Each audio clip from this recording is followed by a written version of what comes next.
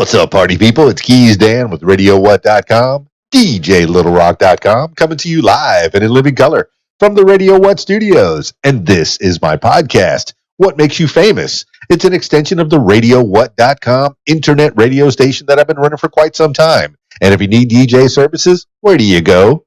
DJLittleRock.com. One more time, DJLittleRock.com.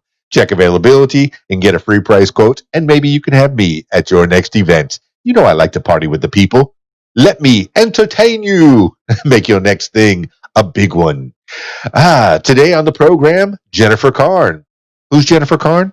You're going to find out in the next few minutes, so stick around. This week's shows, well, this week I have a show on Thursday. It is a show. All right, I know. I should have brought up the event before I said something about it. But I am joining a motivational speaker night. It's called Good Fight Motivational Night, September 17th. That's this Thursday. And I will be at the National Black Belt Academy. It's Marina Am Dream. Marina Am Dream. I met her years ago. She's a photographer as well in the Little Rock area. But she became a motivational speaker over the years, and I can see it. She's a nice person, a really down-to-earth, likes to, pump people up. Whenever you're feeling blue, talk to Marina Am Dream. She'll pick you right up. But her motivational night is this Thursday. It's called Good Fight Motivational Night, and that's from 6 to 8 p.m. At the National Black Belt Academy at 2104 Harkrider Street, Suite 107 in Conway, Arkansas. Now, as much as I do a lot of talking into microphones, as many events that I don't do a lot of public speaking. Funny enough, I can run a show, I have music, I can tell some jokes if I need to, but I have not done a lot of public speaking. So I'm kind of stoked about that. It's not going to be very long because there's 10 of us, 11, including Marina Am Dream, that are going to be talking that night in the 2 hours. So really, that's only about 15 minutes or so for me, so I'm kind of excited about it. Yeah, I'm Good Fight Motivational Night, Thursday. And then on Friday, we get down on Friday over at the Rab in Conway, Arkansas. Now, that is my usual Friday night gig. It's a video dance party, karaoke jam. They have the full bar, the kitchen's open, pool tables. In fact, there's a pool tournament on Friday nights. So if you want to try to make some money on a Friday night, I encourage you to do that. At the Rab, there's always something to do while you're waiting to sing on stage right next to me. Yes, we got precautions. We're wearing masks on the way in. Whenever you're walking around, interacting with people, wear your mask. But when you're sitting down, having your drinks and having your good food, you can take the mask down. We're trying to keep each other safe and wash your hands. You should have been washing your hands anyway. Hey, I was washing hands before it was trending. All right. And then on Saturday, hey, I have a wedding on Saturday night. So I'm kind of stoked about that. The weddings are back. I'm booking weddings, not just this year, but all the way up into next year as well. So yes, I'm going to have a busy week. So let's get into it with Jennifer Caughron. If you're just listening to the audio version of this, I encourage you to check out the video version on YouTube, youtube.com/user/Keys Dan. Or just look up Keys Dan and you'll see the Radio What logo sitting right next to my name, and just find Jennifer Caughron right there. And you'll get to see her beautiful face right next to mine. All right, let's get into it. Skyping Jennifer Caughron now.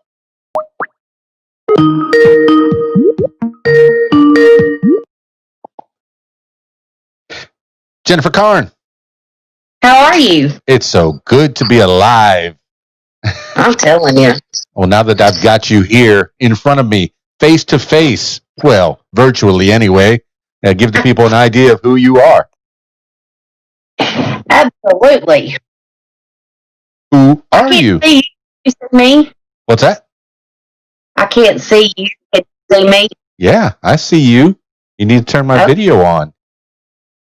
The people that are listening to the audio version, I encourage you to check out the video version so you can see Jennifer Caughron's face right there next to me. But you're not able to see me. Are you on your phone or are you on your computer? I am on my phone. Okay, well, you should be able to see me if you're looking right at the screen. I am. All I see is a picture of you. Let's see. Okay. Hit that little video thing right next to it. Uh-oh. Now you cancel your video on me. Ah, there you go. I don't know. All right. Well, I see you. You're in your room. I got a little view of the world. I see some awards behind you, some meritus degrees of sorts. Yes. I guess you're a smarty pants. You've been to college. Whose awards are those? Those are actually my husband's. Oh, he's a smarty pants. I got you. He is. He has his doctorate in Bible languages. Fantastic. See, if you're going to do it right. Go all the way. I have a doctorate in broadcasting. No, I don't. I just have a broadcasting degree. I just been to broadcasting school. I've been talking into microphones since 1986 professionally. But give the people an idea of who you are, Jennifer Caughron. We're not here to talk about me. It's all about you. Well, my name is Jennifer Caughron, and I am the owner of Jentele Artist Management and Entertainment, and I manage Lance Curtis and his little brother Lawson Wayne, who are also my sons.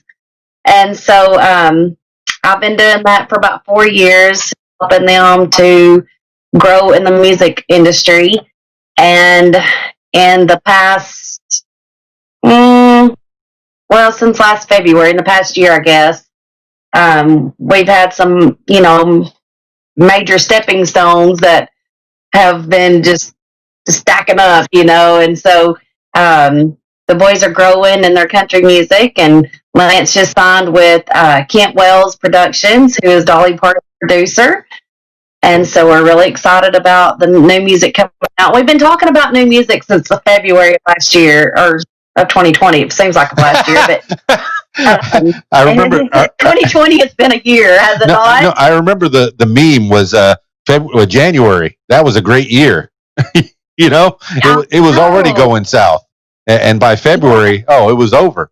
But you say there were stepping stones, even in the face of all this of all this horror that we've been facing. Really has been. Yes, there really has been. I mean, things have been much slower.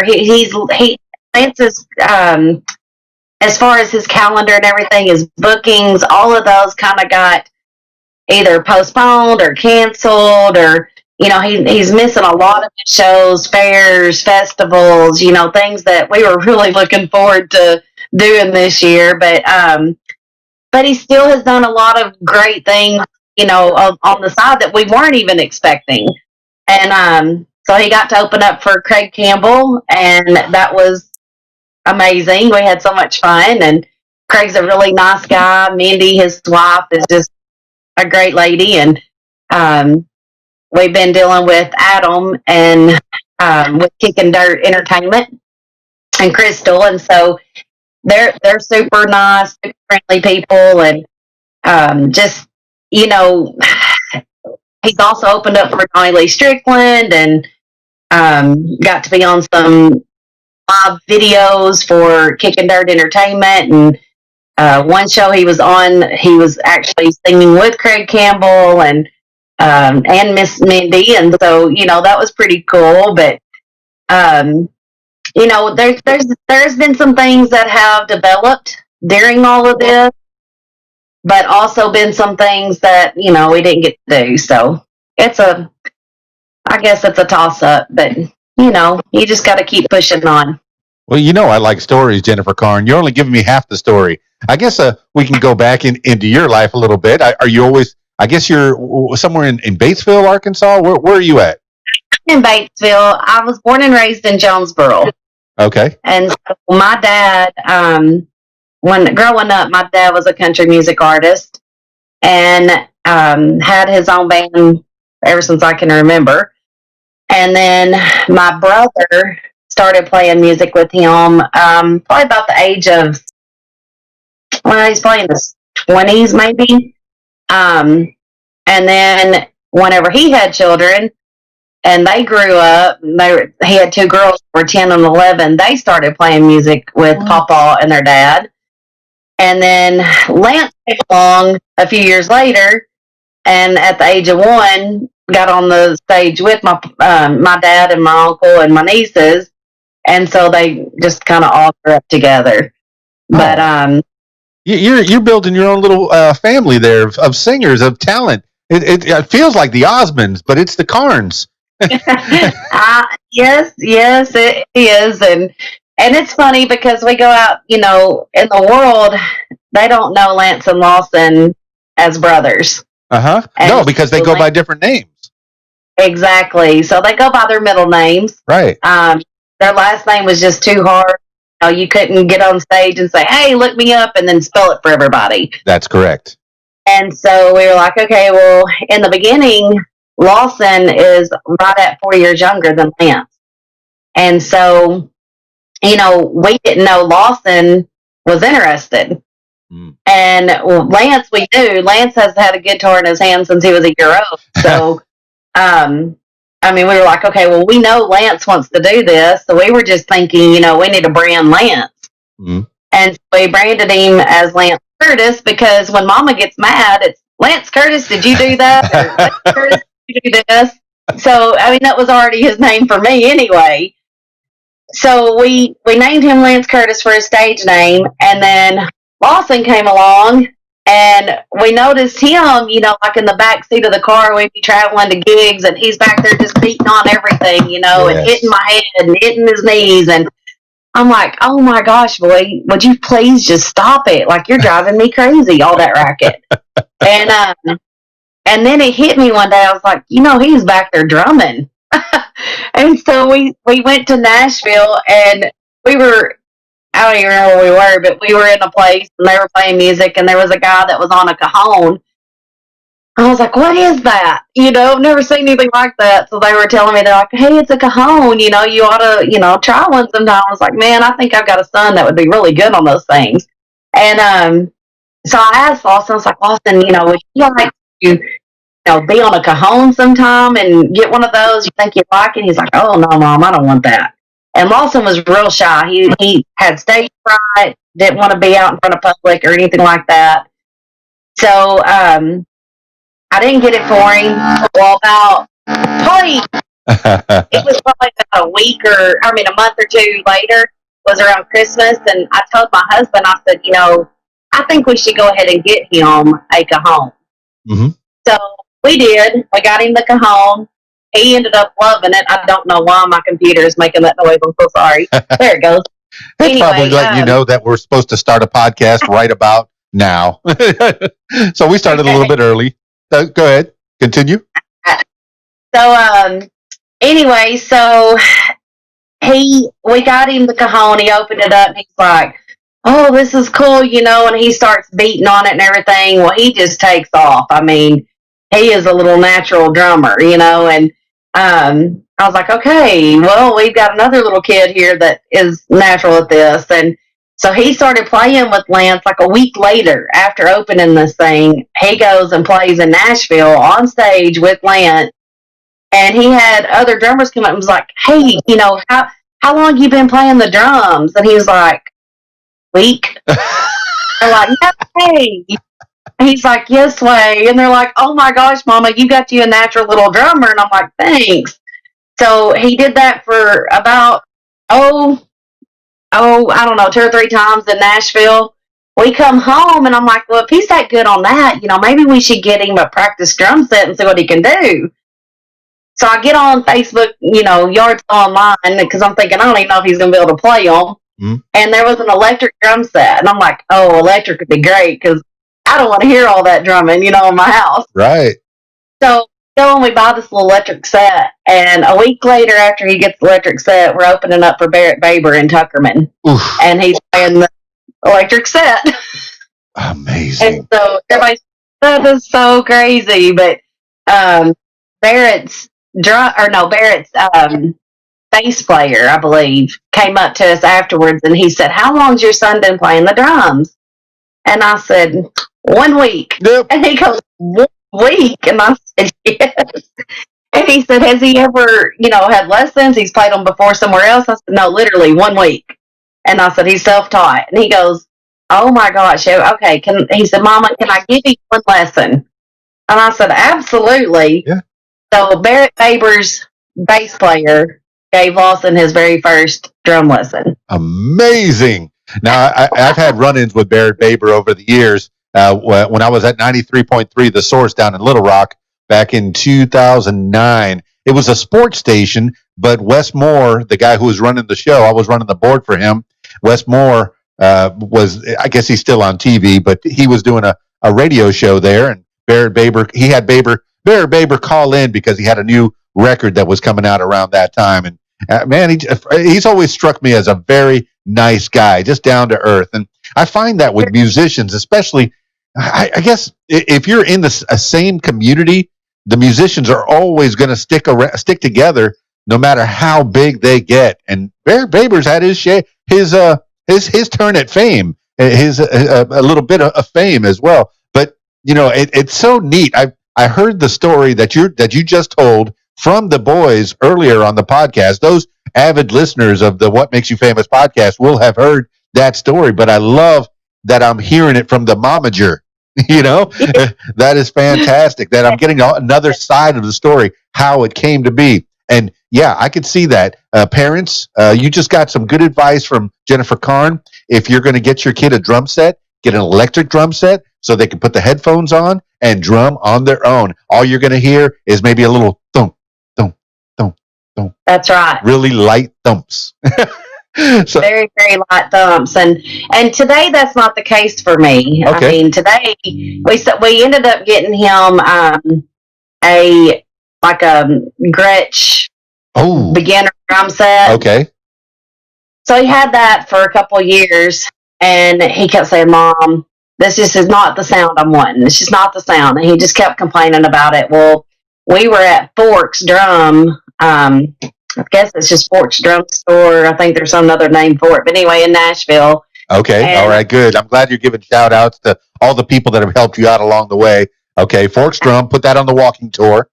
Yes. We were at Forks Drum, and that is a really cool drumming store, by the way. But anyway, we go in there, and of course they have drums everywhere. And he's like, "Oh, I like that one. Oh, I like that one. Oh, I like that one." And I'm like, "Okay, listen. We came in here after a snare drum, okay? Like, we're just needing a snare drum. Get your snare drum. We're going to pay $800 for this snare drum, but your sound's going to be better." And, we left with an American-made vintage I think it's a 1970-something model, American-made Brooklyn drum set. Don't quote me on that, but it's something like that. Of course you did. What's the price tag? What did Mom spend on the kid's future? A couple grand, a little over. Yep. That's what we do for our kids. It hurts a little bit. Oh, but it's for their future.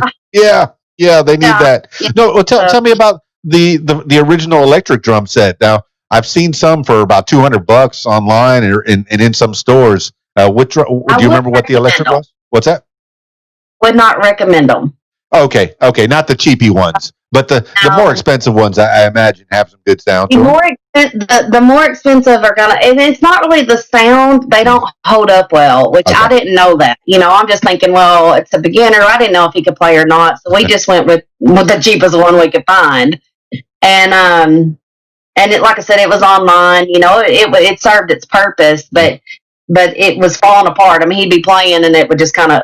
As a matter of fact, on stage with Barrett Baber, it fell, and the boy never missed the beat. He just kept playing, and it was on the ground, and we're like, "Oh my gosh!" And so anyway, my husband, of course, ran up there and got it all back to where it was supposed to be. But they're not very stable, so we knew real quick we were like, "This is not going to work." Well, that's a sign that you have a true professional. He just kept on playing, and the band played on. That's fantastic. Yeah, we were just so embarrassed, but at the same time, we were just like, oh my gosh, like he was 13 years old. I mean, what 13-year-old boy, brand new at this, would have kept playing, But show must go on. You got it. Fantastic job of cleaning it up, but yeah, I mean, I really think there are some really good ones that are probably 1,000 or more, and I would definitely go with that range if you're looking for any type of electric drum set because those are more stable. They're heavy duty. You can take those to shows. The more you take them and put them up and break them down and put them up, break them, they're just going to wear out. But we're good on drums now. So Lance is pretty much good on guitars. He's got quite a few, and so it wasn't fair to him to have all these Gibsons and vintage Gibsons and Lawson to be playing a beginner set. And I'm like, okay, we gotta do something better. So I think we're good now. So okay, what was the final? A couple grand for some vintage 1970s thing. Now Lance was picked up a guitar at 3 years old. You said. I mean, what was he playing? A year old. Well, he was playing Grandpa's guitar, I'm guessing. No, well, I mean, from the time that he was born to the time that he was a year old, he would, sit in Grandpa's lap and, play or whatever, sure. Pick with it. But officially. And then his first birthday, we were like, what do you want for your birthday? And I mean, little boy, he couldn't even really say, but he was like, I want a guitar. Perfect. And so I'm like, oh, okay. So I told my dad, and my dad was like, well, I want to buy it for him. So I said, okay, that sounds great. So my dad went and bought the guitar. And we gave it to him, and he opens it up, and I mean, he is just grinning from ear to ear. And I think it was around Christmas. It's been so long ago, but I think it was around Christmas when he got it. But anyway, so he opens it up, and I mean, he is so happy. I saw the picture of that whenever he first opens it, and he's just grinning, and we're thinking he's a year old, he's a baby. He's going to play with it. He's going to beat it up. He's going to, use it as a bat or whatever. And, no big deal. But I still have that guitar. It's in a case. My dad passed away 3 years ago. And, we all miss him really bad. But my father-in-law built Lance a guitar case that hangs on the wall that that little guitar sits in. Oh, and what a nice thing to have still after all these years. So one pawpaw to the other, you know, I mean, it was really cool that my dad bought it, and we called him Pawpaw, but then my father-in-law is actually Pawpaw too. So one Pawpaw gave him a guitar, and the other Pawpaw made a case for the guitar. So I mean, it's such a sentimental piece that hangs on our wall. But no, Lance has got a family heirloom forever and ever. When he has kids of his own, one lucky one is going to get that guitar and put it on his wall, and down the line it goes. I mean, imagine how beautiful is that? I mean, it's not a expensive guitar by any means. It was just a little cheap Walmart guitar because we didn't think that he would have it even to this day. But no, but that's how you keep your pawpaws alive forever and ever, both of them. That's fantastic. Oh, what a beautiful story! Thank you for that. All right, going back to you and digging into you. You alluded that you played music with your brother, your papa. Yeah, I didn't get into it like they did. Okay. I was much older and I already had Lance Lawson, and my brother had tried to get me into it when I was in high school, and I was just really embarrassed. And I was like, no, I've got this deep voice. I don't have a good voice. I can't sing. And when I would try to sing at church, certain songs I couldn't sing because it was just too high for me. And so it wasn't till later in life that I realized everybody has their own keys that they can sing songs in. Gotcha. I was like, oh, I get it, So then I started kind of singing some Patterson, and I like to do a little rockabilly, so I would do some Wanda Jackson. Okay. Can you do some yodeling as well, like a little twang? Twang I never in the voice? Did the yodeling, but I just did. I did some. They call them themselves now the chicks, but yes. I would did some different things, but let me stop you there. What do you think of all that? What do you think of the chicks and not Dixie? Do you have any thoughts on that? I mean, I do. I That's a hard question. I get it, man. I like the Dukes of Hazzard. I like Dixie. I like the flag. I don't have a problem with it, but I'm not the guy. With my complexion, I'm not the guy that would be offended by that. I guess Right. I feel like it was something I grew up with. Right. And I love all people. Yeah. All people. I don't care what color they are. I love them all. I mean, I look at a person's, inside. How are they a good person? Yeah. I mean, there's all kinds of bad people in all kinds of color. Yeah. And so, I judge each person from their, I guess, by the way that they live and their fruits that they show. Mm-hmm.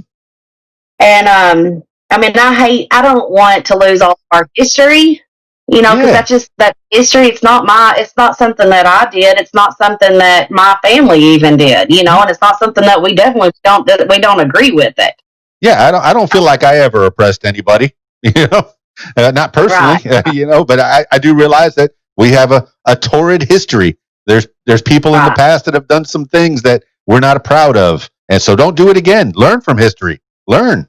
Right. Learn and move on and grow, and I tell my boys all the time, you keep God first and you keep his values and his morals and what he wants you to do. You keep that center of your life and make him first and let everything else follow. Yeah. I think I had it put to me recently. If you, whatever you believe in creation, we're all sons of Noah, sons and daughters of Noah. And if you believe in evolution, then we all came from Africa. We're all the same thing. We're all the same people. Let's get along. All right. Well, that's cool. I got a little idea of where you are there. They're pretty much in the same place that most people are. It's the people on the far left and the far right that are causing all the problems.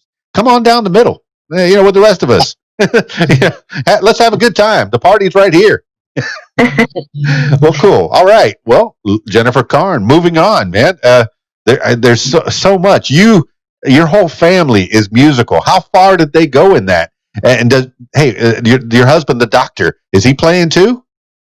He doesn't play. He's the one that does all the sound, and he's our driver. He's our bodyguard. He's, he's the money maker that takes us everywhere. And, he's been a very good supportive dad and husband. And up until a couple of years ago, probably a year and a half, 2 years ago, I was working. I used to do hair and was a hairdresser and stuff. And the boys, it was just getting hard. And Steve and I, we owned a gymnastics and taekwondo facility for like 13 years here in Batesville. Wow. And yeah.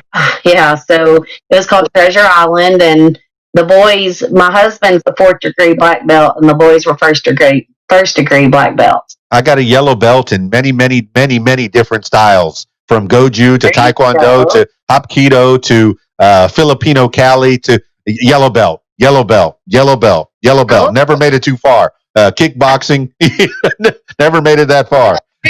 That's cool, though. I was like, how much is that yellow belt? Oh, $50. Oh, man. Yeah. But I'm impressed with Taekwondo. That is probably one of my favorites, and one of the ones that I stayed with the longest. The one I was in Key Largo, Florida, and it was Hapkido with Taekwondo. So you learned the grappling too. Was there anything else? Because I know Taekwondo made your feet like your hands. You were kicking and punching, and your legs became like you would use your hands and your feet exactly the same. But the Hapkido kind of added that grappling to it. What did you mix in with your martial arts? He did more of like your traditional Taekwondo. Mm-hmm. They would break like concrete bricks and blocks and boards and stuff like that. They would do a lot of that kind of stuff, and then swords and the weapons and stuff like that to go along with it as well. I honestly, I didn't. I mean, I knew a little bit about it, obviously, because we were all in the same gym, but I didn't. It made me nervous. And so, as a mom, I was just like, "Oh my gosh, I don't want my kids doing this." But but they survived it, and I stayed over on the girl side teaching gymnastics, and Okay. All right. I see how that worked out. doing that. So It wasn't in the same room where you would have a gymnastics class and then a taekwondo class, or was it two separate rooms? no, it was all in the same room. We had a full floor gymnastics floor, and then we had another area that was petitioned off for the taekwondo.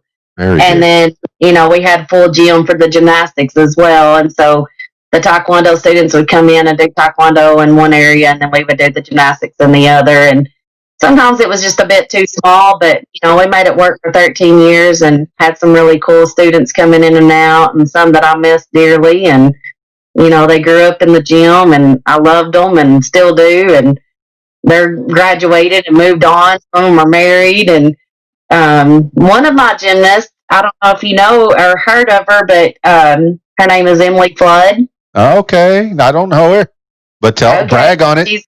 She's in the pop world, and she just got a gold record. Wow! Do people still get gold records now? This is great. No, great.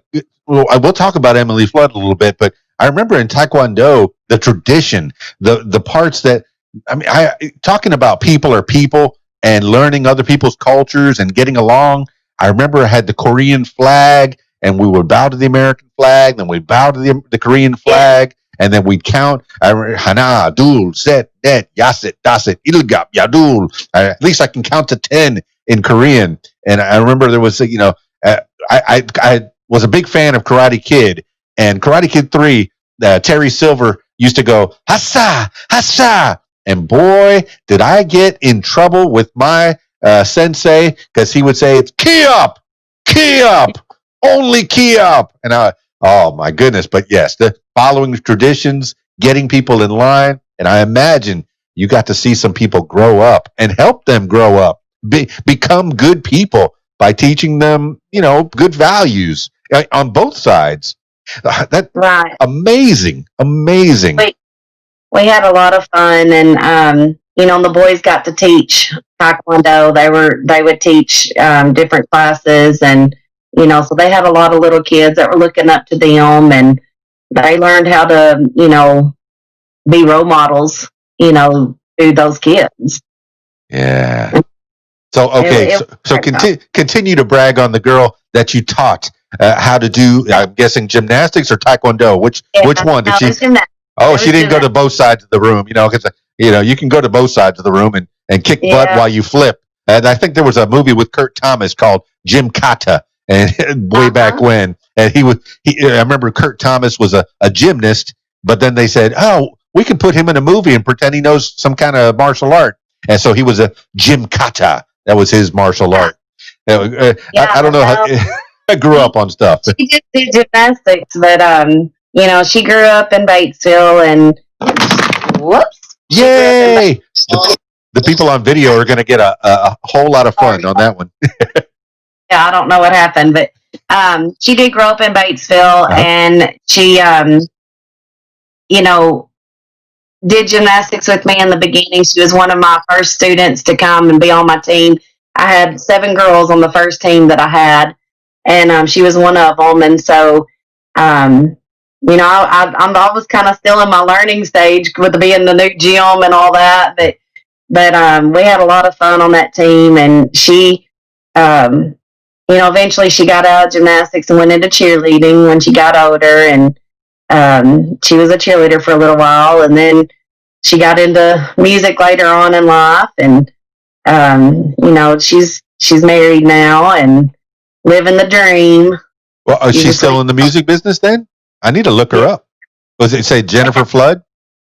Emily Flood. Emily Flood. Emillee. Oh, okay. Well, I'll look her up.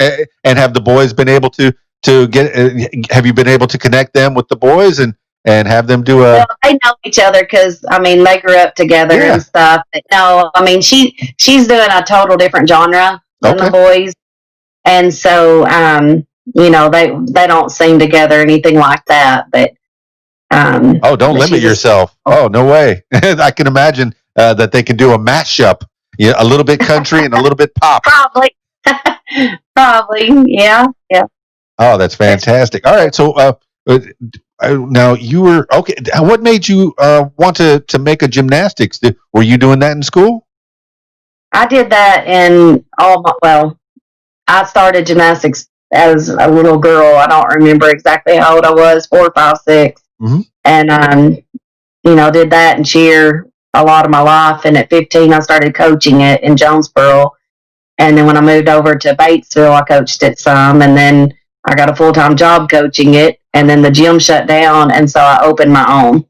See, man, I find that when I have a little girl myself, a 14-year-old, she's been dancing for 9 years now here in Conway. And I'm so impressed with her, when she's dancing, and she's made so many friends at dancing. Just it builds up camaraderie as well. And I could see that you started dancing, and then you built that into even a career as you grew older. Right. And a lot of people do, it just depends on what you grow up doing. But, I've been blessed because I've been able to take things that I've grew up doing and make it my career that I love to do all my life. And then my biggest blessing has been able to work with my boys in music. I have loved every time Dad was on the stage. I loved to hear him. I love music. I love being around it. It makes me happy. If it's my kind of music, I'm happy and I love it. And I'm so blessed that I get to watch my boys grow in this and I get to help them. And, it's not always been fun and games and easy. There's been things that, the boys have had to go through. And, Lance being a young country artist, growing up at school, some of the kids are like, why do you like country? Why are you not doing rock or pop? And he's like, well, country's what I do, and it wasn't the cool thing because, most kids, they don't listen to country, and so, he's had to grow up, just learning to stand for himself and to overcome and achieve and overcome and achieve and being a young boy with all the changes that they go through and the puberty and their high pitched voices, their low pitched voice, and it's true. And when he first came out, Lance started singing. He's been playing and singing, like I said, a lot since he's little, but at 9, he started hearing music. And he started playing the guitar and the piano and that kind of thing. And then at age 11, he said, Mom, I wrote our song. What? I was like, really? And he was like, yeah. I was like, let me hear it. Well, it really wasn't a song. It was just a couple of sentences, but to him it was a song. It was on the piano, and he was like, Jesus, Jesus, hear my plea. I'm crying out for you to save me. And I'll never forget those words. He was 11 years old, and that's what he wrote. And I was just like, oh my goodness, that's so good, son. And it had this beautiful sound, piano playing on the background. And I was like, that's pretty cool for you to be 11 and you put together something like that. That's good. Well, then at 14, he comes in and he says, Mom, I wrote my first song. And I'm like, okay, let me hear it, Yeah. And expecting a two sentence song. And then what? Yeah. And he busts out a full song. And I'm like, oh my gosh. Like, you have written like a whole song, and it's like a good song. And so, I was so impressed with his songwriting skills. Even at 14, I was just like, whoa, you got something there, and so, of course, we were young. I'm a proud mom. So we're like, hey, he wrote, we're going to go get these, recorded, and we're going to get them out there. And so we learned, some, you don't do that, want to do this kind of things along the way. But,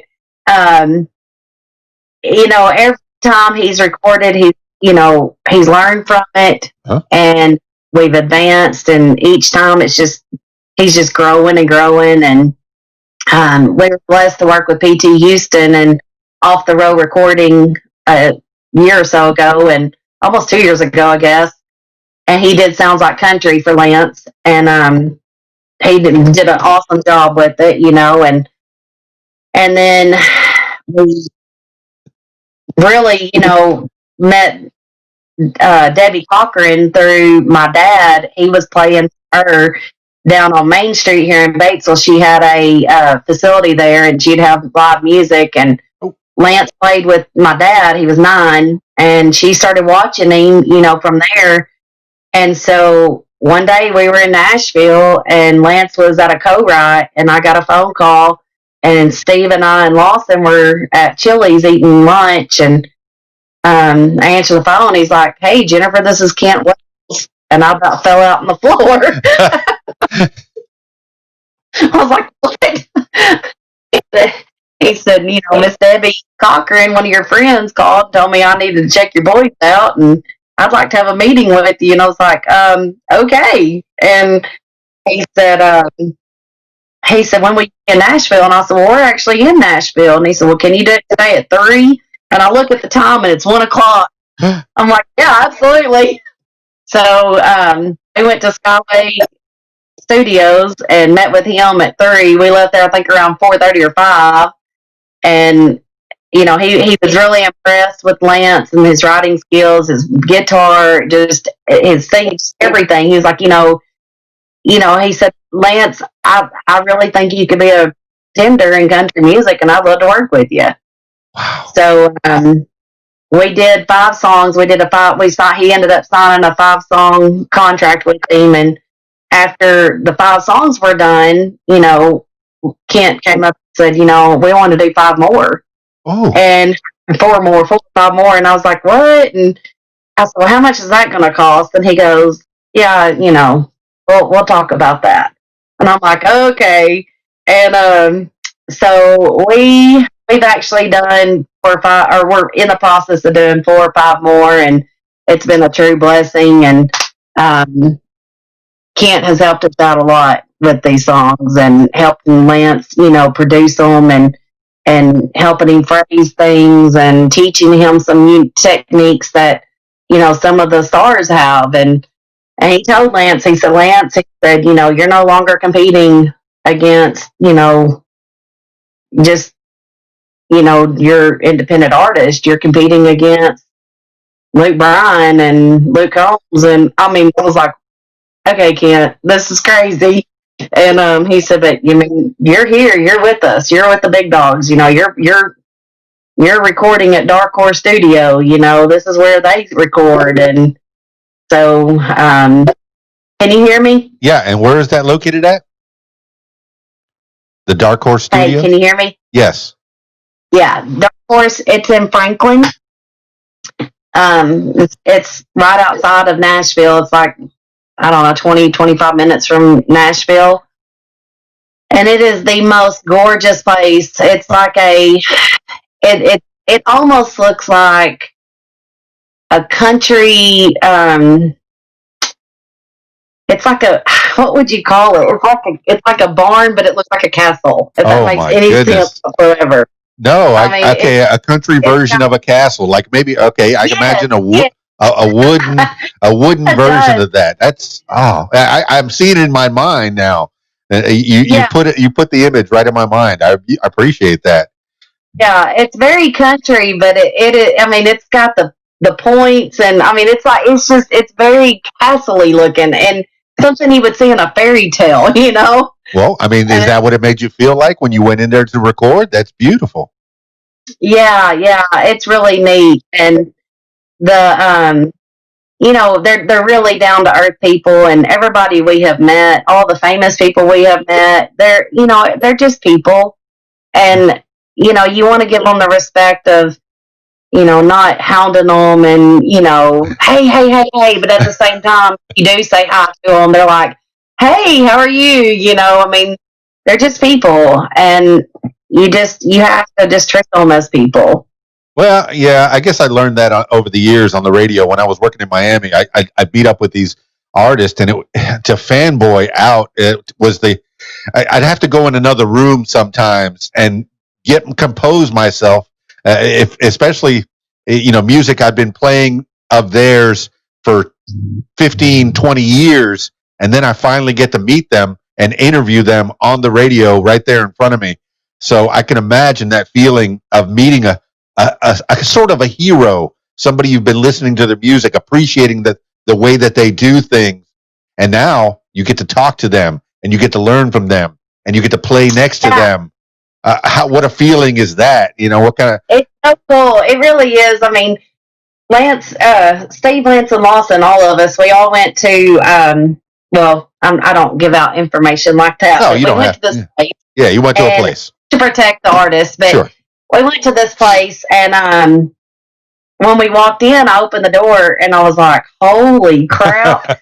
There's that Carrie Underwood.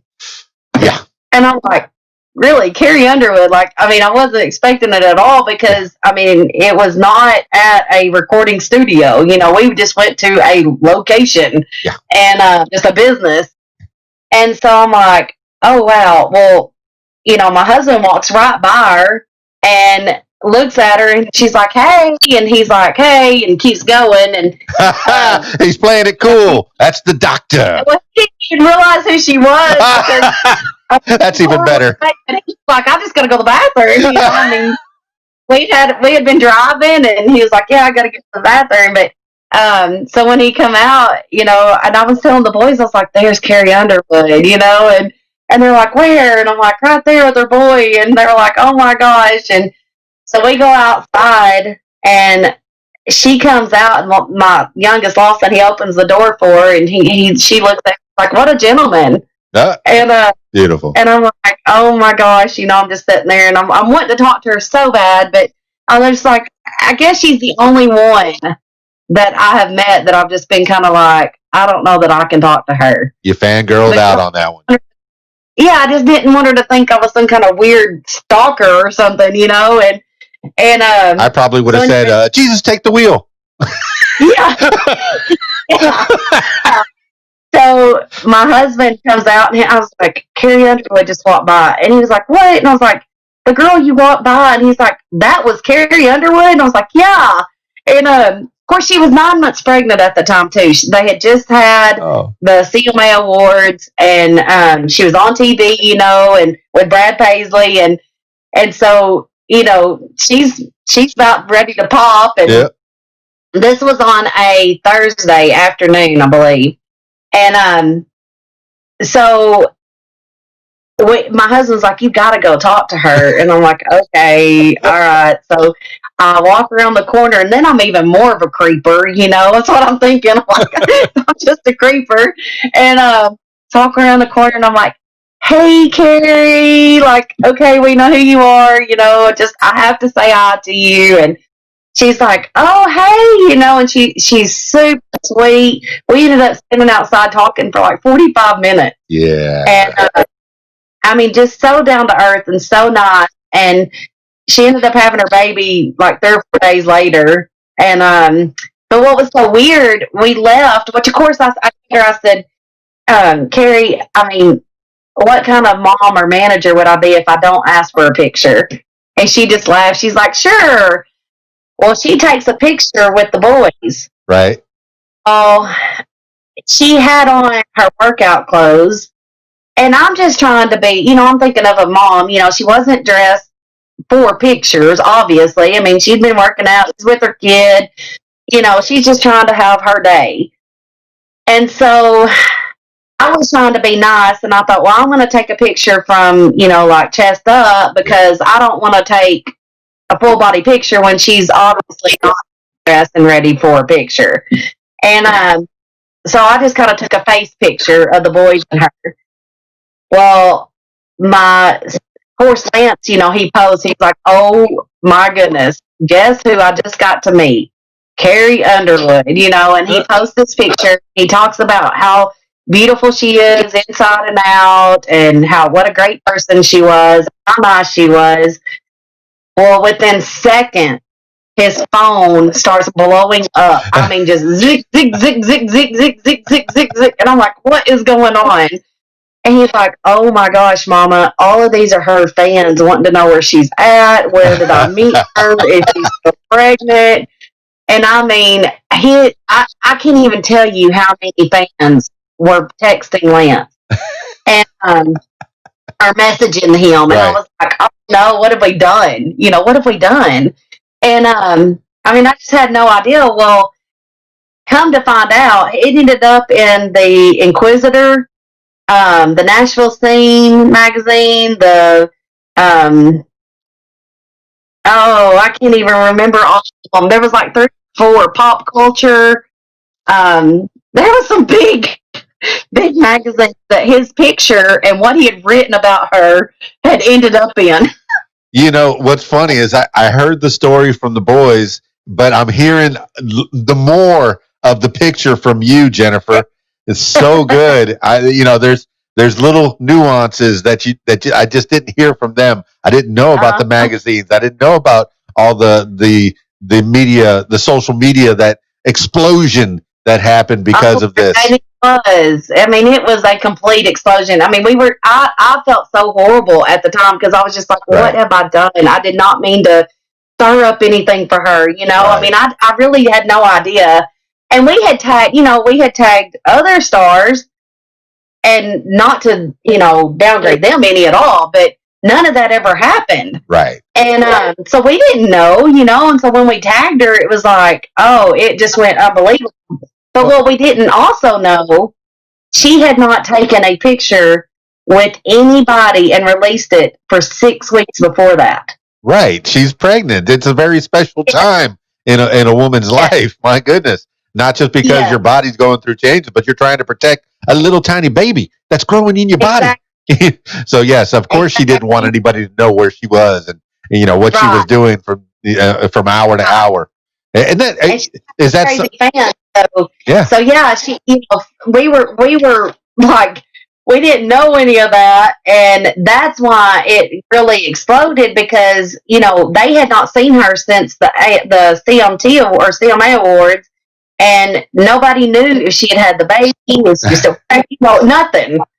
And so it just kind of blew up, but we were like, oh my goodness. But anyway, I mean, are the boys ready for that? Because they're going to blow up eventually. That they're going to not be able to walk around town, not going to be able to go to Wally World and do the things they want to do. Are they ready for that? Is that the kind of fame they want, or do they just want to be, hometown country boys where they play from club to club there in the Arkansas area? No, they want the real thing. They want all the fame, but they I think for Lance and Lawson, they want to share their music with the world and be an example and a role model for all.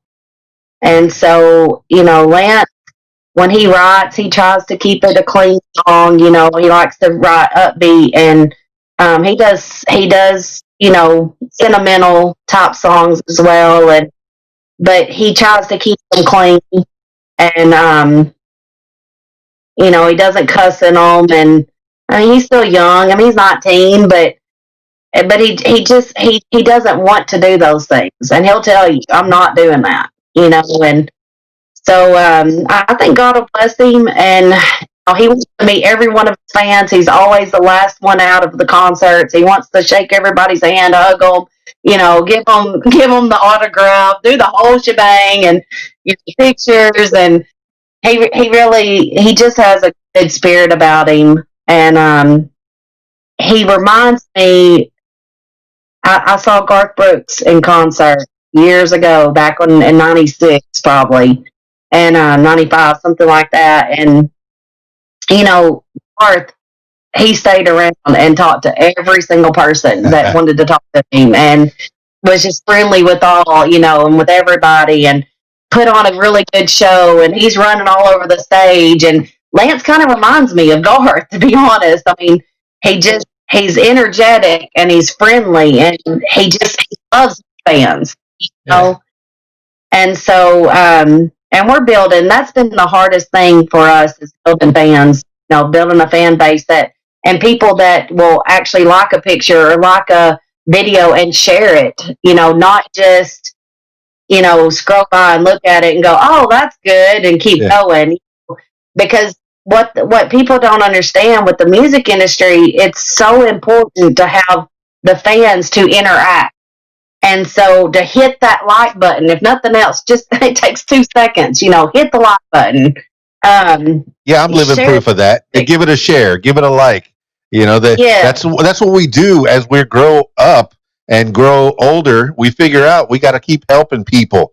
When I was young and I was wanting to make it as a DJ, as a broadcaster, whatever I wanted to do, I don't think I helped as many people as I could have. I didn't step on anybody, but I don't think I helped as many people as I could. But as I'm growing older, I go, you know what? I need to start helping some people. That's why I started this, and that's why you are helping your sons to become better people. With your guidance and Steve's guidance, they may be able to navigate the pitfalls that happen to some people as they get older. You remember Miley Cyrus back in 2008. She was so pure, so wholesome. And then, somebody convinced her she needed to break out, and she had a little bit of a, Britney did the same thing. Christina did the same thing. And all these stars, they started so young, and they were so pure, and they were so cute. And Justin Timberlake, he was so young, and then they break out and they try to find themselves and become different people. But eventually, with your guidance and the guidance of hopefully their moms, dads, their best friends, hey, come on back, reel it in a little bit, reel it in. You don't have to go out that far. The people are still going to love you. That's right. And that's the thing that, Steve and I have, instilled in Lance, and Lawson. You don't have to change. Be who you are. If they don't accept that, then it's not meant to be. And that's really how we believe. I mean, if it's meant to be, God will open the doors. And if it's not, then he'll shut them. And they'll go to different places and play. I mean, we love to do fairs and festivals and shows for like the veterans, and a lot of people don't realize that they expect musicians to come and play and get paid $50 for coming and playing. They want a Nashville band, and you're like, it don't work like that. I mean, you got to get paid to do some of these things, but we try to keep him out of any kind of like full-fledged bars. We don't, we don't really want him to be in those. He's been in a couple. We keep to ourselves. We don't drink. My husband is a Baptist pastor, and we, I know, right? No, you're talking about not drinking. I had a half a beer one time when I was 21, and I passed out. So I'm no good at it, but I work in bars all the time, and the bars that I work in that I find the least amount of trouble are the bars where people are my age. They're in their 40s, they're in their 50s. Yeah. So those bars, like I do the Rab every Friday night, and nobody's going to bother you. For the most part, you're not going to have any fights or rowdiness. So if you keep them in the right places, and I know you're steering them, are you doing all the booking yourself, Jennifer? Most of it. Kicking Dirt Entertainment was doing some for him as well. But for the most part, yes, I look and I've been booking for him, and I've been booking some for Ashton, Brooke, Gill. Oh, very nice. Which is at Lance. We met through music and through Kent, and she's such a sweet girl and has a good spirit, and she's really good and love her music, love her, and so I've been booking her some with Lance, and then just booking is a little bit harder these days because of COVID. There's not very many options out there. We're all the time looking for shows to do, and the new music is going to help tremendously because we don't have anything out except for 2017. Okay. And so, or 2018, I guess is what it actually came out. But, I mean, it's old music, he's changed a lot. He's grown a lot. His voice has gotten deeper. He's not the same Lance, you know. And so it's kind of hard to tell people, hey, I'd like to book, you know, Lance at this and that. And he just signed with Kent Wells. And they're like, well, let me hear new music. And I'm like, well, it's not finished yet. And so, you know, COVID has really taken a toll on the industry as far as the musicians not being able to work. And, you know, they're scared. Some of them were scared to be around other people. And it backed up. There was about 2 months that we didn't get to go and do anything at all in the studio. It was just kind of shut down, and people just weren't doing anything. And then it got so far behind, you know. I mean, Dolly, I mean, you know, she is Dolly, but Dolly was doing a Christmas CD. And so, you know, whenever it all opened up, you know, of course, Kent had to work Dolly stuff. So we just kind of got pushed back a little bit. And, but all of the artists that he was working on for those 2 months, you know, he's had to reschedule and try to work in. And I mean, I understand that he's been so busy, but, you know, I was telling his right hand man, Kyle, the other day. I was like, hey, Kyle, like, I mean, it's time. We've been waiting like 2 months, you know, you got to get us in. And it's going to be a year in February. Like, we got to get this music out. And so he was like, yeah. So we go back on the 22nd of this month, and just around the corner, and get the 5 other songs, you know, done so that they can start mixing and mastering and fixing any little things that need to be fixed on them. But we're really super excited about it. Kent has got one song in particular that we know of already, right as of right now, out of the first 5, that, you know, will probably end up being a single out of it. He wants to get it on the radio. So we're pretty excited about that. Yeah, but none of that is recorded yet, right? You have to make a trip to Frankfurt. That's probably what, 2-3 hours away, and then you have to stay overnight for several nights. How long does it take?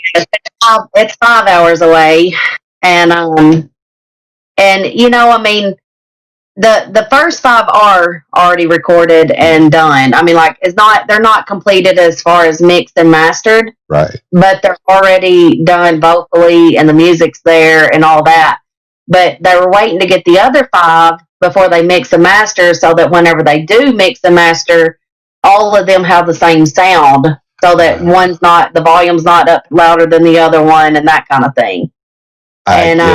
I get it. I figure in the same studio, it can't be that far off. And if you're using the same producer, it can't be that far off. I know when I'm mix mastering just the vocals on these podcasts, it's always exactly the same. I'll do the same kind of you know, plus my, you know, the mixing for every recording. But I guess it's different with music. It has to be. It has to be for each song. It has to be a little different, and it depends. I mean, from what I'm understanding, or what I was told, was that it depends on how the mood that they're in. You know, the mixer's in that day. So if he gets into a groove and he finds just this, you know, sweet spot in the music, and he's like, "This is it. This is where it needs to be," and then he does those 5 like that, and then 2 months later he gets another 5. Well, he might be in a different mood and be like, oh, this is where it needs to be. This is the sweet spot. And then you have a little bit of a difference in your album. And so they like to mix and master everything at the same time so that everything sounds the same, you know. Sounds like they know more about this business than I do. I've only done a helped somebody do a demo. You know, I think that's the only recording equipment I got. I can. You could lay a track, or I can record a karaoke. Speaking of, I was going to ask you that earlier when you were singing. You sing gospel at church and stuff, but to find your voice, have you done karaoke? I have. Yeah, what's your go-to song? I have a little bit, but not. I mean, not out like live. Oh, not out in the streets. No.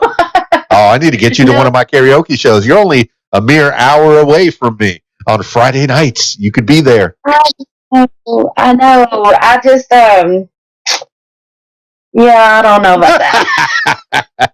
Well, I'm gonna have to come up to Batesville. I've done weddings up there. Oh, I have done like birthday parties and such. And I think I worked at the Batesville Walmart. When I first got here to Arkansas from Miami, I worked there at the photo studio, and I took pictures. That was the first job that I could find to get me going here in Arkansas. So I was working at the picture. Then. What's that? I mean, I totally met you before then. The Picture Me photo studio? Walmart taking pictures. I mean, Yeah. Sometimes.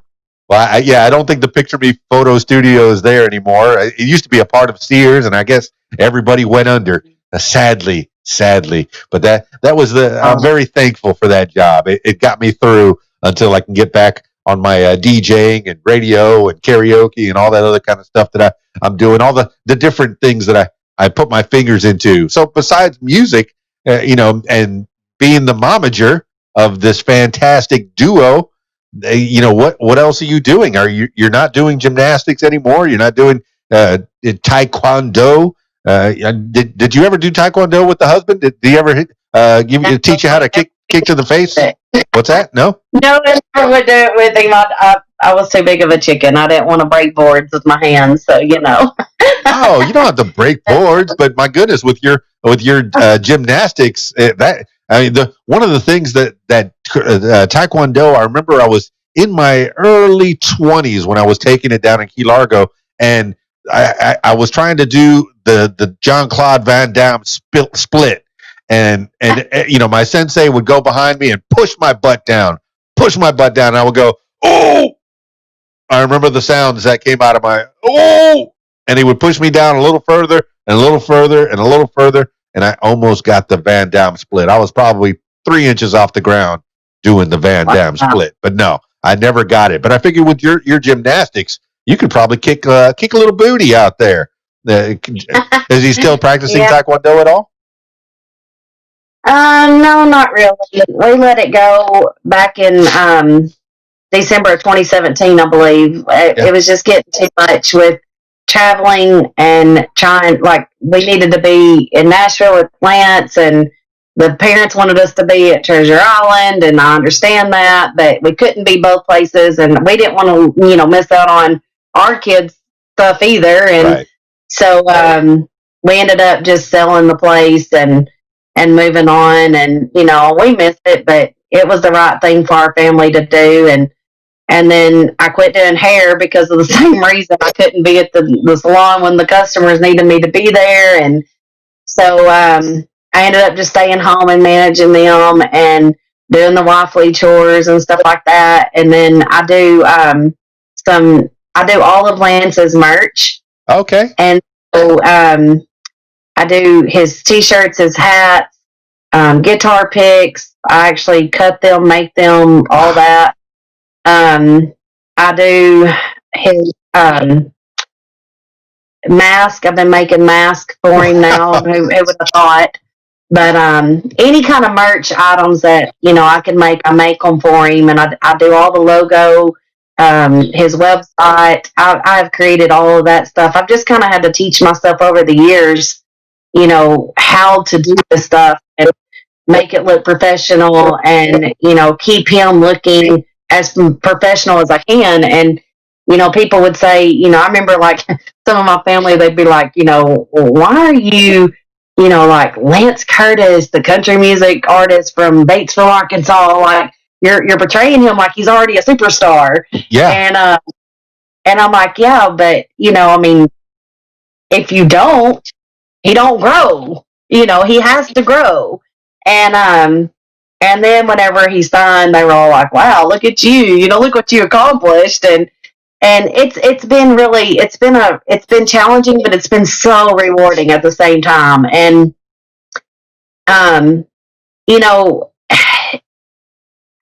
like Leslie Roberts, BMI, BMI is I don't know if I'll get this right, but it's kind of like it handles the songwriters' royalties and artist royalties and stuff like that. And so we went and met Leslie 4 years ago, and Lance, it was our very first trip ever to Nashville. Like, I had never been there. Steve had never been there. None of us.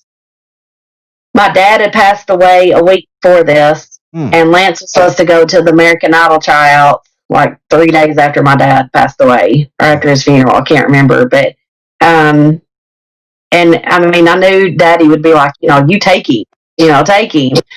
So we went ahead and went, and Lance was like one of the very first ones to go through the line. Like, I mean, the very first one, first thing right off in the first of the morning. Wow. And they did not take hardly anybody. I think they took one person out of like 100 people. And so we were like, okay, that's cool, whatever. And so I told my husband, I was like, let's take him to Nashville. We're only like 2 hours from there. And he's like, okay. So we go to Nashville. We had no idea where to go, what to do. I mean, never been there. And my husband actually played football with Brent Baxter. And Brent wrote Monday Morning Church with Aaron Enderlin. Okay. And so Brent lived in Nashville. So he calls Brent up and he's like, hey, Brent, he's like, I'm bringing my son to Nashville. And, I just kind of was wanting to know, where should we take him? And Brent said, well, he said, go by NSAI and talk to Bart. Tell him, I sent you. So we're like, okay, we can do that. So we go up to NSAI and we're like, hey, can we get with Bart? And they're like, well, he's kind of busy this week. And I'm like, well, we're only here, tomorrow. And Brent Baxter sent us. We'd really like to meet with him. If you can at all, can you please get us an appointment? So I'm like, okay, well, let me see what I can do.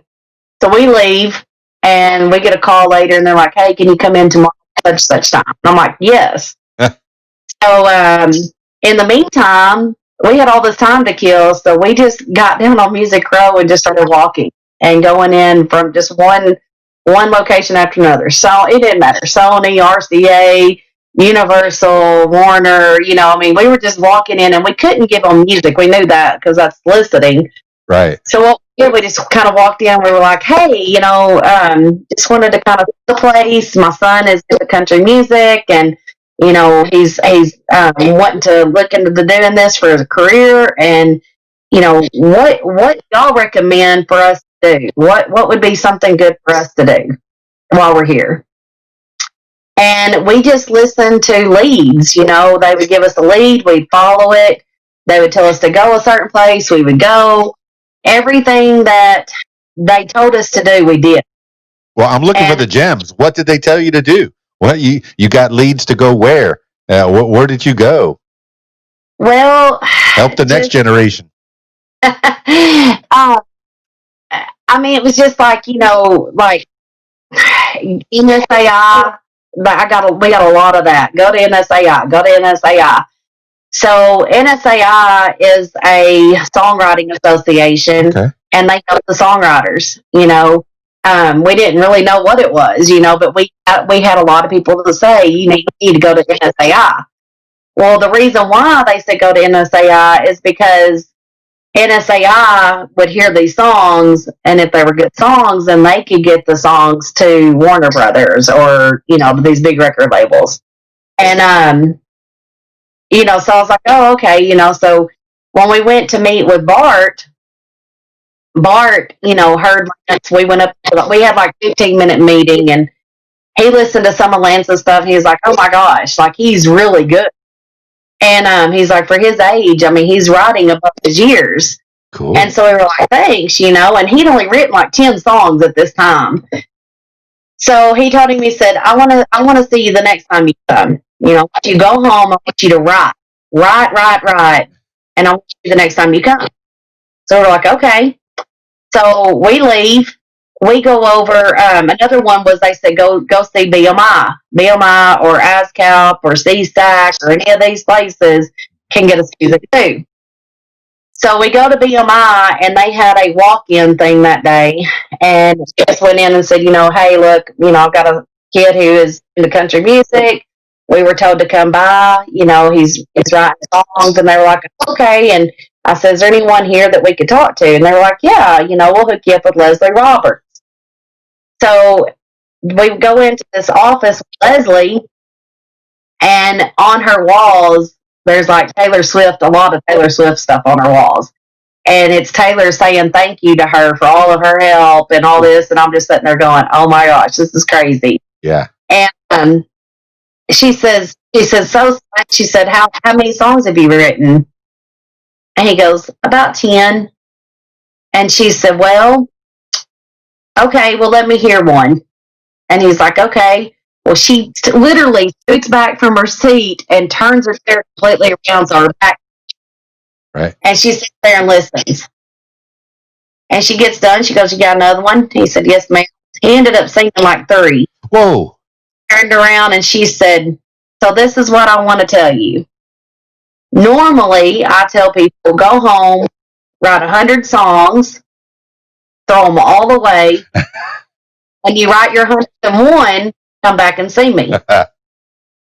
And Lance was like, okay. And we were all kind of like, okay. And she said, but I'm not going to tell you that. And I was looking at her and she said, this is what I want you to do. So this is my email. Every song you write, I want you to email it to me. How? So we were like, okay. So we leave. And I'm thinking she was just being nice to a kid. You know what I mean? She don't really want us to email every song. So we did not do that. I mean, Momager might have fell on that part because I was like, surely she didn't really mean that, you know? And oh my goodness, of course she did. I know, but I didn't know that at the time. Okay. And so like 2 months later, we go back and we asked to see her, and she's like, they said, well, she's not here, but you can see this other guy. So we go in the room with him, and he was just not as nice at all. He was very hateful, as a matter of fact. Okay. And kind of scared us away from BMI. Okay. And so we left there and went the very next day and signed up with ASCAP. Okay. So we've been with ASCAP for 4 years. And everybody's been saying, you've got to switch, you've got to switch, you've got to go back to BMI. So, you know, nothing's really been done. No, we can't get in a meeting. We can't get anything done at ASCAP. Love ASCAP. They've been nice. They're good to Lance as far as like paying him and all that. But it's hard to get a meeting. And so I called Leslie. Well, first I called them and I was like, what do I do to switch? Well, you're in the window right now. I couldn't believe it just happened to be our window, but there's a certain window where you can switch. Okay. And we're within our window. And so I make another phone call to Leslie, and I'm like, Leslie, I don't know if you remember us or not. We came in about 4 years ago. I had a 15-year-old boy who came in and sang you 3 songs. We're from Arkansas. And she was like, Lance Curtis. And I'm like, oh my gosh. I'm like, yeah. And she's like, yes, I remember you. And I'm like, okay, well, that surprises me. You know, I mean, I was just kind of shocked that she remembers us. And so we talked for a little bit. She's like, what's he doing now?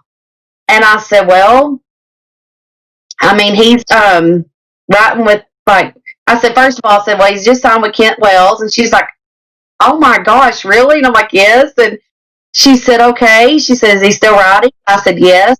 I said, he's writing with Bridget Tatum and Peace House. She's like, y'all have been working. Yeah. And yes, ma'am, we have. And she said, okay. And so I tell her, I share everything that's going on with Lance. And she's like, okay. She's like, when will you be in next? And I said, well, we'll be in week the 21st. And she said, I've not been having any kind of meetings because of COVID, but to meet with you. So we were like, okay. So we're really looking forward and, you know, praying about this. And we do know that she is one of the main reasons why Taylor Swift is where she is today. Yeah. And so we're excited about it. For her to remember Lance 4 years later and he's only met her once, you know, that's saying a lot. And she even told me, she said, there's something there. There just is. Lance Curtis could be the next Taylor Swift. And she said that back then. I was making a joke and she said that. Yeah, you did. She said, "I think you're going to be the male version of Taylor Swift." Oh my goodness! So she did tell us that way back when, and but I mean, can you go back in time and email those songs now? well, I've thought about that, but I've also thought, had I emailed her all the Right, songs, for a long time, the first year, his songs were nowhere near ready. They right, weren't commercial sounding. right. And so, had I done that, she might would have said, Never he's, mind. he, Yeah. yeah, exactly. No, you have a team that's helping you to shape those songs. He has an idea. He has good thoughts. He has good. I'm sure he can play a few chords on his guitar and say, "This is kind of what I was thinking." But without that team, without that editor, without that producer, without that whole castle that you have there in Frankfurt, it wouldn't be a finished product. And you are smart. You're smart. Don't woulda, coulda, shoulda. You're doing it right, and you're going to get it on the 21st of this month. Well, thank you. We're really excited about it, and I do think that I mean, it could have happened sooner if it happens, but it also could have went south.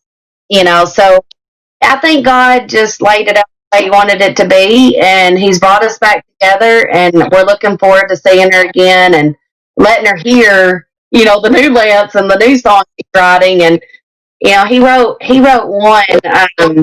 It's been about 2 or 3 months ago, maybe, and it's called Heaven USA.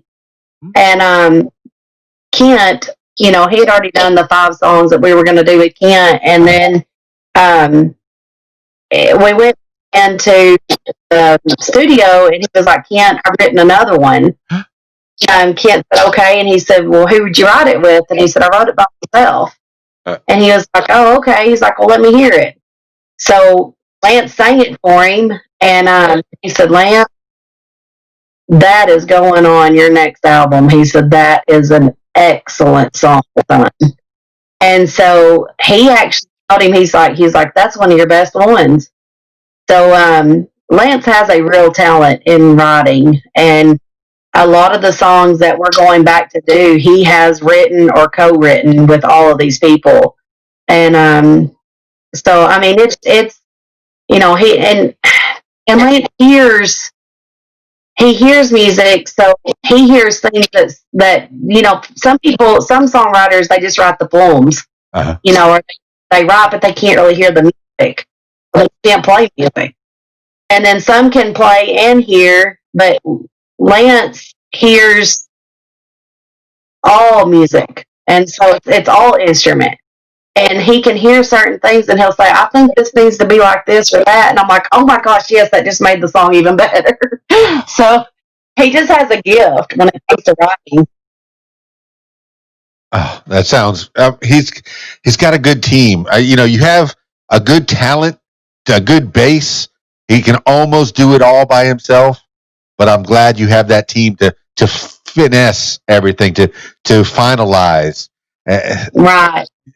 Just I'm so impressed with your family. I'm so impressed with you. I was impressed with the boys when I talked to them. I guess it's almost a year ago now. I think I got Lance coming up next month or so.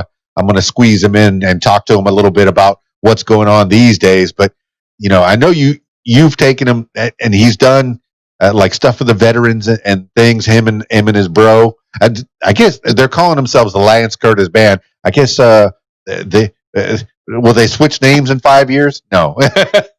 Well, I'm kidding. that's still kind of, well, I mean, we don't really know what to do as far as that goes, because, like I said, Lawson came up later. Yeah. And so, Lawson goes by Lawson Wayne, Lance goes by Lance Curtis. Yeah. And it's really funny whenever people are like, "Oh, y'all are brothers?" And we're like, "Yeah." And they're like, "And you're their mom? Like, are you both of their moms?" And I'm like, "Yeah." And they're like, "Oh, okay." And I'm like, "And this is their dad, both of their dads." Yeah, both of their dads. It's an American. And they're like, "But they don't have the same last name." So it is kind of confusing for people. But, eventually, if they do become a true duo act, and make it big as they do act, they'll have a different name. They'll have to. No, you can keep it at Lance Curtis. That's great. That's a good country sounding name. It's an American name. It's beautiful. It is. You but did if good. Brother is like Dan and Shay, it might be Lance and Lawson. Okay, all right, I get it. Yeah, I wouldn't want to discount the other brother, but he is part of the band. Bon Jovi's got a whole band behind him, even though it's Bon Jovi, right? So right. But Lawson does sing. Oh yeah, he does. Lawson is singing with him, and he's basically.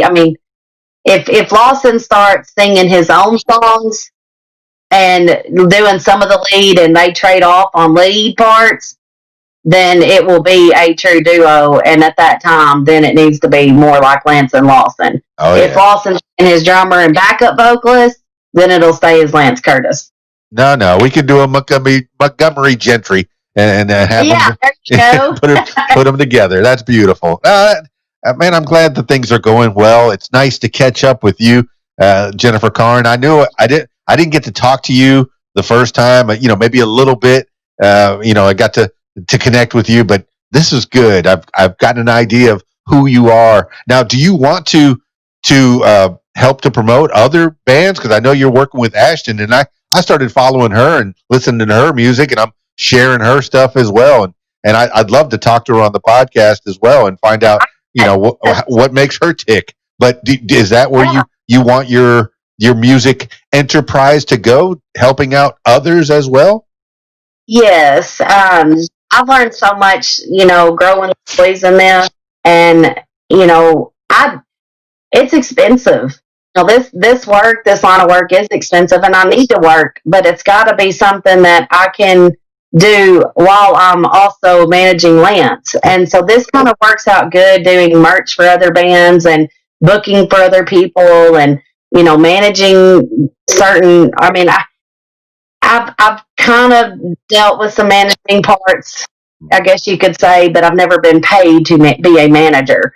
But that's not saying that it could not happen, because I've had several people ask me, hey, would you want to manage me? And that I would even consider doing that, if it fit right, But Ashton, she's a good Christian girl, and just sweet. She's just one of your down home, sweet, all American country girls. And she's got a great voice. She was on American Idol. She's friends with Lane Hardy, and her brothers Lane were best friends growing up. Okay. And so Lane comes to her house, or used to. I don't know if he still gets to, but he used to hang out at her house. And anyway, so they would do music together and stuff. And Lance and Ashton have been writing songs together, and just killing some of these songs. Really got some really good songs for Ashton to sing. And so Ashton's going to go back in and get recorded pretty soon, and as soon as she can. But if I can, I would love to make this a business. I would love to also be a promoter. Yeah. And promote for different bands and stuff, and booking people, and I have to be picky on, because there's so many bands and artists that want to be booked, that I do have to be very selective on who I book. I got into a situation a few years ago where everybody under their sun was wanting me to book for them. Well, I can't book for everybody, I don't know enough people, so I learned that real quick. I'm like, right. Yeah, I can't do that. That's just too much on my plate. Yeah. But, what are you looking for? People that share your values as well? Yes. That also, keep it clean. Yes. It's good for your soul. Yes, I have to have people that that I want to book for, and then Kicking Dirt Entertainment. We've kind of talked about me doing some booking for Craig Campbell and Donnie Lee Strickland and Jess Lynn, and some other people that they're working for. They booked for Tracy Bird and Easton Corbin and Granger Smith. And so if I could get into doing that, I would love doing that. That would be like the best thing ever. So we're supposed to be talking about that in about a week or so. So that might be something that I might be getting into with Adam and Crystal. Just kind of waiting to see. They're moving from Chicago and to Nashville, and so they've been kind of busy over the past couple of weeks, and they're trying to get everything lined up and how they, get their schedule nailed down before they hire on anymore. But Adam's already talked to me about that, so that's something that might be in the future. Well, it sounds to me like the month of September of 2020 could be your month. With all that, the horror that's been happening up to now, we need something good. let's have that, Jennifer Caughron. Let's do that. Okay. So, how do you want people to connect with you as we wind this thing down? Bring it in for a landing. Yeah, I have a Facebook page under Jentele Artist Management.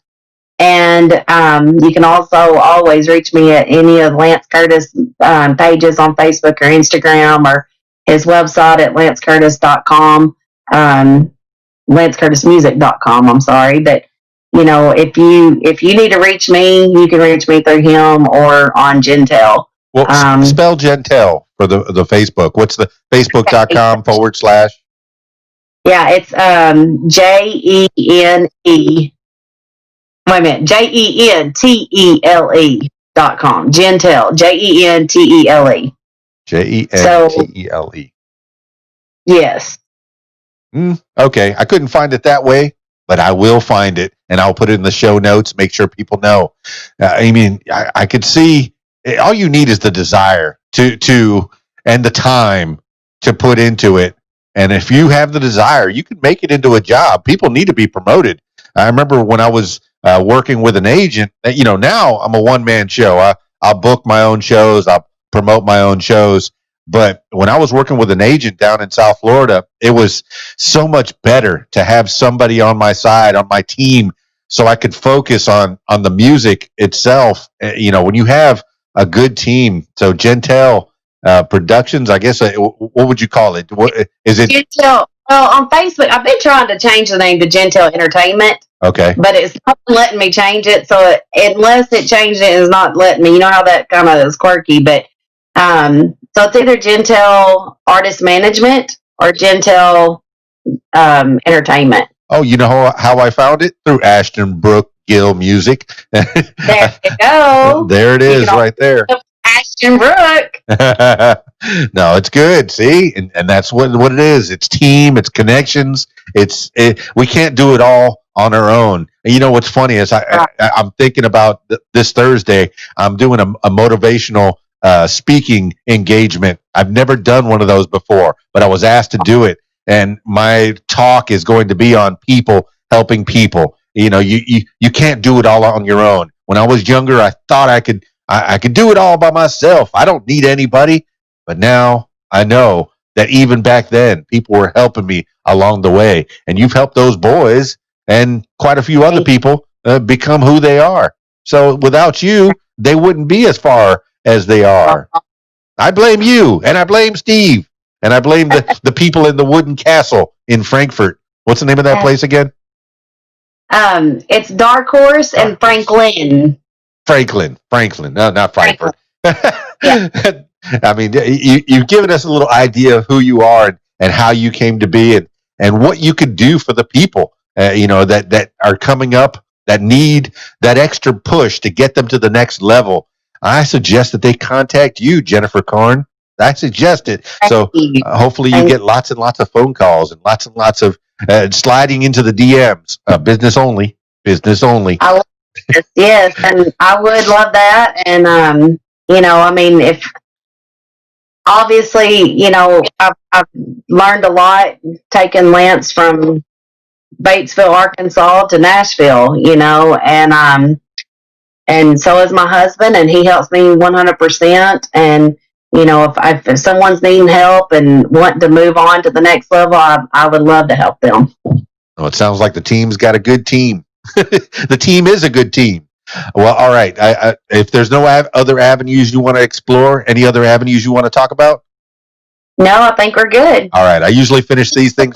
When you have Lance on, What's that? Next, we need. I said when you have Lance on next, we need to make sure that his music goes out so that you can play his music as well, or you can at least hear it. Well, yeah. These things, anybody can go online and find their music. For this podcast is for digging in on how the song was written, what the musician was thinking about. Yeah, I want to know what's behind it. If you're looking in the video, you can see right behind me, there's radiowhat.com. Did you finally get the video, or are you still looking at a picture of me?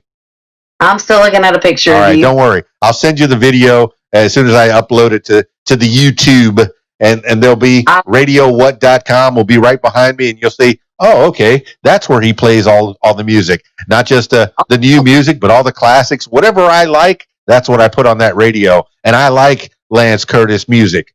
Yeah, of course, with Lawson as well. Yes. Featuring Lawson. No.